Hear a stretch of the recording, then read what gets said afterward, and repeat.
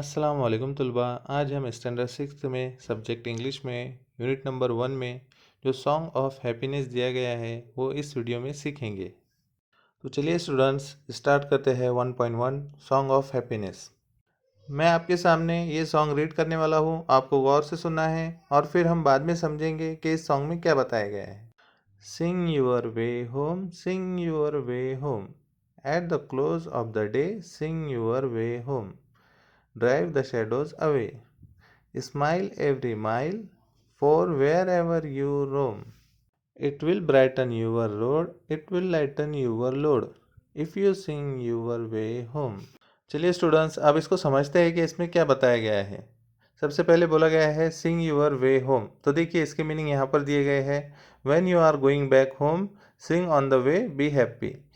इसका क्या मतलब होता है, जब कभी हम कहीं से घर के लिए जाते हैं तो रास्ते में हमें गाना चाहिए और खुश रहना चाहिए।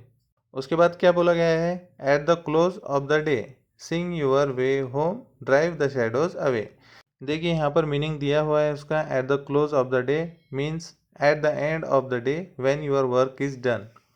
और सेकंड है ड्राइव द शेडोज अवे, इसका मीनिंग क्या है, remove all sad thoughts from your mind. इसका मतलब होता है जब दिन ख़त्म होता है और आपका काम भी कंप्लीट हो जाता है, तब आपको आपके माइंड से जो बुरी चीज़ें हैं या गलत चीज़ें हैं उनको निकाल देना है। Remove all sad thoughts from your mind. आगे क्या बोला गया है, smile every mile, for wherever you Rome.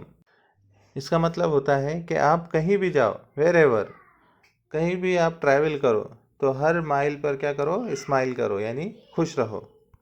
It will brighten your road, it will lighten your load, if you sing your way home.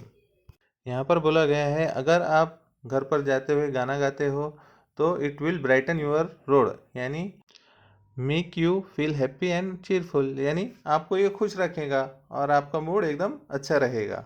It will lighten your load, देखिए सामने इसका meaning दिया गया है।